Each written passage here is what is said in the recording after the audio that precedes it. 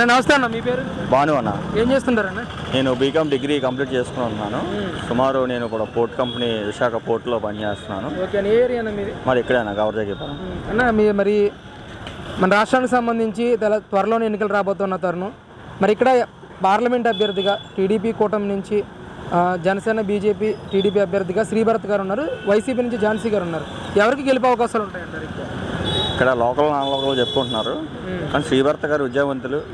సుమారు ఆయనకు అనుభవం ఉంటుంది. ఇక్కడ విశాఖపట్నం చుట్టూ పరిసర ప్రాంతాల్లో ఎక్కువ ఎడ్యుకేషన్ పీపుల్స్ ఉంటారు. ఎందుకంటే స్థానికేతరులు చూసినా చూడకపోయిన తర్వాత ఇష్టం అది ఎడ్యుకేటెడ్గా ఆలోచిస్తారు. ఎంపీ ఓటు ఎప్పుడు కూడా వైజాగ్ ఎప్పుడు కూడా సురక్షితంగా ఉండాలని చెప్పి, మంచి పాలన ఎన్నుకోవాలని చెప్పి ఎంపీని ఎప్పుడు కూడా అది ఎవరని తర్వాత ఇష్టం. క్యాండిడేట్ బాగున్నాడా, సున్నితంగా మాట్లాడుతున్నాడా, సురక్షితంగా ప్రజలు చూడగలుగుతాడా, రేపు పొద్దున్న పార్లమెంట్లో మన సమస్యలు క్రియేట్ చేయగలరా, ఓపిక సహనంతో ఉండే వైజాగ్ ప్రజలు ఎప్పుడు కూడా విశాఖపట్నం ఎంపీ కోసం మంచిగా ఆలోచిస్తారు.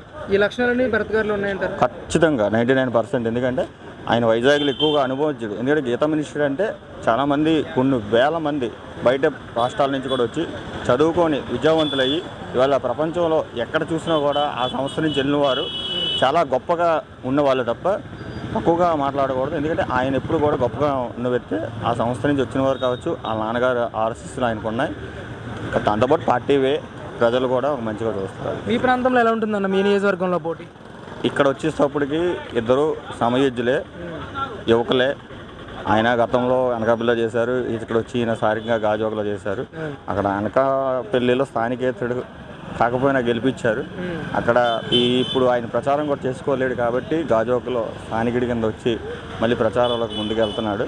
అది ప్రజలు నిర్ణయిస్తారు. భవిష్యత్తులో ఇది కంపల్సరీగా మంచి గుణపాఠం చెప్తారు. ఎందుకంటే యువతకి మెయిన్ కావాల్సింది ఉద్యోగ ఉపాధి అవకాశాలు. అవి లేని పక్షంలో ఎటువంటి వ్యక్తి అయినా కూడా ఎక్కడా పోటీ చేయడానికి అర్హుడు కాదు. ఎందుకంటే ఆ సంస్థ ఆయన చెప్పకూడదు, ఒక మంత్రి పాలనలో ఉన్నప్పుడు ఏం చేశారు, కనీసం ఇప్పుడున్న ఐటీ కంపెనీల్లో ఇంకా ఎన్ని ఎక్స్ట్రా బస్సులు చేశారు, ఎన్ని ప్రాంతాల్లో ఐటీ కంపెనీలు పెట్టగలిగారు. ఆయన చూపించలేదు, శంకుస్థాపన లేవు. మూల కారణం కూడా ఆయన కాదు ఇప్పుడు. అందుకని ఆయనకి ఖచ్చితంగా విశాఖ ప్రజల్లో గాజువాక నియోజకవర్గం కూడా భాగస్వామ్యం కాబట్టి స్టీల్ ప్లాంట్ గురించి కూడా ఆయన ఏ రోజు కూడా మాట్లాడలేదు. ఎందుకంటే స్టీల్ ప్లాంట్లో చాలామంది 6 నంబర్లు తీసుకొని 6 నంబర్లు వల్ల చాలామంది లబ్ధి పొందామని చూస్తున్న వారు ఉన్నారు. ఉద్యోగ ఉపాధ్యాయుల కోసం ఇప్పుడు చాలామంది యువత నష్టపోయి ఉన్నారు. అదే స్టీల్ ప్లాంట్ వల్ల ఆయన నష్టం కూడా జరుగుతుందని చెప్పి కోరుకుంటున్నాను. ఓవరాల్గా ఎలా ఉంటుందంటారు స్టేట్ వైడ్ ఈసారి పోటీ? ఎన్డీఏనా లేకపోతే 99% కూటమికి ఎడ్జ్ ఉన్నదని చెప్పి ప్రజలు అనుకుంటున్నారు. ప్రజలు భాగంగా ముందుకెళ్తారని చెప్పి కోరుకుంటున్నారు. ఎన్ని స్థానాలు గెలిచే అవకాశం ఉంది? షూర్గా అయితే ఒక 120, 130 అబౌవ్. నమస్తే అన్న, మీ పేరు? శ్రీనివాస్. ఏం చేస్తుంటారన్న? నేను హెచ్ఎస్ఎల్లో వర్క్ చేస్తున్నాను. ఏ ఏరియా అన్న మీది? ఇక్కడ శీలానగర్, జగ్గిపాలెం. నేను ఎలా ఉండబోతుంది ఈసారి? మన రాష్ట్రానికి సంబంధించి దగ్గరలోనే ఎలక్షన్స్ ఉన్నాయి. మీ ప్రాంతానికి సంబంధించి ప్రధానంగా ఎంపీ అభ్యర్థిగా శ్రీభరత్ గారు నుంచున్నారు. ఒకవైపు వైసీపీ నుంచి ఝాన్సీ గారు నుంచున్నారు. ఎవరికి ఎక్కువ అవకాశం ఉందంటారు గెలిచే అవకాశం? జనాలు అయితే మార్పు కోరుకుంటున్నారు ప్రజెంట్ అయితే మాత్రం. ఎందుకంటే ఫస్ట్ ఆఫ్ ఆల్ క్యాపిటల్ ఎవరికి కూడా, విశాఖపట్నంలో క్యాపిటల్ అంటే ఎవరికి కూడా పెద్దగా ఇష్టపడట్లేదు నాకు తెలిసి అయితే మాత్రం. ఎందుకంటే ఇప్పటివరకు అందరూ చదువుకొని, విశాఖపట్నం అంటే అందరూ చదువుకొని ఎక్కువ పారిశ్రామిక ప్రాంతం ఉన్న ప్లేస్. ఇక్కడ అందరూ చదువుకొని ఏదో ఉద్యోగం చేయాలని చూస్తున్నారు. కానీ ఇక్కడికి వచ్చి క్యాపిటల్ తెచ్చి తగువులు అల్లర్లు ఉంటాయని ఒక దీని మీద ఉన్నారు కాబట్టి ఎవరికి కూడా ఇంట్రెస్ట్ లేదు. ఎక్కడైతే మా ప్రజెంట్ అమరావతి క్యాపిటల్ ఉంటే బాగుంటుందని విశాఖ వాసుల అభిప్రాయం, నా అభిప్రాయం కూడా. ముఖ్యంగా ఇక్కడ స్టీల్ ప్లాంట్ ప్రైవేటీకరణ విషయంలో కానీ, అలాగే రైల్వే జోన్ తీసుకొచ్చి ఇక్కడ ఎస్టాబ్లిష్ చేసే విషయంలో కానీ ఇక్కడ గెలిచిన ఎంపీ గారు ఎంతవరకు కృషి చేశారంటారు? అసలు రాష్ట్ర ప్రభుత్వం ఎంతవరకు కేంద్రం మీద ఒత్తిడి తీసుకొచ్చిందంటారన్న?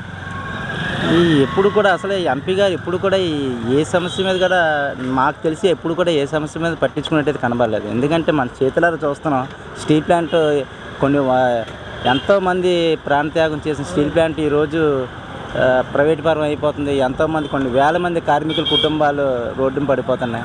దాని మీద ఏ రోజు కూడా నేను ఇది చేస్తానని కూడా ఎక్కడ కూడా హామీ ఇచ్చినట్టు కానీ ఎంపీ గారు ఎక్కడ కూడా కనబడలేదు. దానికి సంబంధించి ఎమ్మెల్యేలు కూడా మేము ఉన్నాం మీకు అని సపోర్ట్ చేస్తున్నట్టు కూడా ఎవరు కూడా కనబడలేదు. ఎవరు స్వప్రయోజనం వాళ్ళే చూసుకుంటున్నారు తప్ప ఎవరు కూడా ఏదో విశాఖపట్నంకి ఏదో ఇచ్చేద్దాం ఉద్ధరిద్దాం అని అయితే ఎవరు కూడా కనబడట్లేదు. శ్రీభరత్ గారు గెలిస్తే వీటి మీద గలం ఇప్పే అవకాశం ఉందంటారు పార్లమెంట్లో? అంటే మరి ఉంటుందో లేదో తెలియదు కానీ కొత్త వ్యక్తి కదా, అందరూ చదువుకున్న వ్యక్తి, కొద్దిగా అనుభవం ఉంది ఏమో అని అనిపిస్తుంది. కొద్దిగా ఉంటే మాట్లాడే ఇది కూడా ఉంది అతని దగ్గర. ఎందుకంటే లాస్ట్ టైం కూడా పాపం పోటీ చేశారు, దగ్గరలోకి వచ్చి ఓడిపోయి ఉన్నారు. ఆల్రెడీ గీతం యూనివర్సిటీలో చాలామంది చదువుకొని చాలామంది ఉత్తీర్ణులయ్యి కూడా బాగానే ఉన్నారు. పై దేశాలు కూడా బాగా మంచి ర్యాంకులు ఉన్నాయి. ఏమో చేస్తారేమో నాకు అభిప్రాయం, మంచి అభిప్రాయం ఉంది. ముఖ్యంగా మొన్నే విశాఖపట్నం పోర్టులో 25,000 కేజీల డ్రగ్స్ దొరికి కలకలం రేపింది. అసలు ఏంటన్న ఇప్పుడు వైజాగ్ని అసలు డ్రగ్స్కి అడ్డాగా మార్చేశారంటారు ఏంటి? అసలు వైజాగ్ వాసిగా ఎలా చూస్తారు దీన్ని? అదే అంటున్నాం కదా, ఇంతవరకు మనకి విశాఖపట్నంలో ఇటువంటివి అయితే ఇప్పుడు కూడా లేదు. కానీ ఈరోజు చూస్తుంటే అనేక కొత్త కేసులు వస్తున్నాయి. ఒక పక్క డ్రగ్స్ అంటున్నారు. ఇవన్నీ చూస్తుంటే భయం వేస్తుంది. ఇంకా ఇప్పుడు క్యాపిటల్ అంటున్నారు, క్యాపిటల్ రాకముందు ఇవన్నీ జరుగుతాయి, క్యాపిటల్ వస్తే ఇంకా ఎటువంటి ఎన్ని జరుగుతాయని భయం కూడా ఉంటుంది. ఎందుకంటే ప్రశాంతంగా ఎక్కడి నుంచి వచ్చినా విశాఖపట్నంలో హ్యాపీగా బతకచ్చు అనే ఒక మంచి పేరు అయితే మన విశాఖపట్నం ఉంది. కానీ ఇటువంటి డ్రగ్స్ ఇవన్నీ అది ఎంతవరకు నిజం మనకు తెలియదు. కానీ దాని మీద కొద్దిగా విశాఖ వాసులు అయితే మాత్రం కొద్దిగా కలతగానే ఉన్నారు. జగన్ గారు ఏమో క్యాపిటల్ చేస్తాను, ఇక్కడే ప్రమాణ స్వీకారం చేస్తాను అంటాను. చూద్దాం అది ఏనే ప్రజల తాలూకా అభిప్రాయం ఎలా ఉంటుందో చెప్పలేం. ఏదైతే ఇక్కడైతే మాత్రం ఎక్కువ నాకు తెలిసి ఇక్కడ చుట్టుపక్కల ప్రజలందరూ కూడా మార్పు అయితే కోరుకుంటున్నారు. మేమైతే చెప్పడం ఇక్కడ ఈజీ అయితే మాత్రం కాదు, వైసీపీకి అయితే మాత్రం ఈజీ కాదు అని నా అభిప్రాయం. ఓవరాల్గా ఎవరు గెలిస్తే బాగుంటుంది అంటారు? ఎన్డీఏ కూటమిగా చంద్రబాబు నాయుడు గారు రాబోతూ ఉన్నారు, ఒకవైపు జగన్ గారు, ఎలా ఉంటుంది అంటారు? అంటే అనుభవం ఉన్న వ్యక్తి, 40 సంవత్సరాలు రాజకీయంలో ఉన్నారు. సుదీర్ఘంగా 10 సంవత్సరాలు చంద్రబాబు నాయుడు గారు సీఎంగా చేశారు.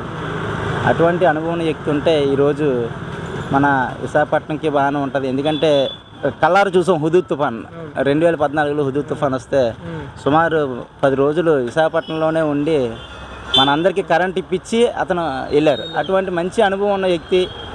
ఇంకా యువతకి కూడా ఎక్కువ ఉద్యోగాలు వచ్చే అవకాశం కూడా ఉంటుందని నా అభిప్రాయం. సీఎంగా కూడా ఎన్డీఏ కూటమి, తెలుగుదేశం, బీజేపీ, జనసేన కూటమి వస్తే బాగుంటుంది అన్నది నా అభిప్రాయం. Thank you. నమస్తే అండి, మీ పేరు? అప్పారావు. ఏం చేస్తుంటారు బాబాయ్? Retired employee. ఏ ఏరియా అండి మీది? శ్రీరానగర్. మన రాష్ట్రానికి సంబంధించి త్వరలోనే ఎన్నికలు రాబోతూ ఉన్నాయి. మరి ఇక్కడ పోటీ ఎలా ఉండబోతుంది? మీ విశాఖ ప్రాంతానికి సంబంధించి ఎంపీగా శ్రీభరత్ గారు నుంచి ఉన్నారు, ఒక వైసీపీ నుంచి లక్ష్మీ ఝాన్సీ గారు నుంచి ఉన్నారు. యాక్చువల్గా ఇక్కడ ఉన్నది విశాఖపట్నం మొత్తం చెప్పాలంటే ఒక రకంగా టీడీపీ కనపడుతుంది ఇప్పుడు కదా, మొదటి నుంచి. అదే ఇప్పుడు కొంత మారింది. కారణం ఏంటంటే మొన్న ఇప్పుడున్న ప్రభుత్వం చేసిన యాక్టివిటీస్ ఉన్నాయి కదా, ఈ స్కూల్స్ కానీ పిల్లలకి కానీ, తర్వాత ఈ పెన్షన్స్ అని, దాని మీద కొంత లేడీస్లో కొంచెం చేంజ్ ఉంది.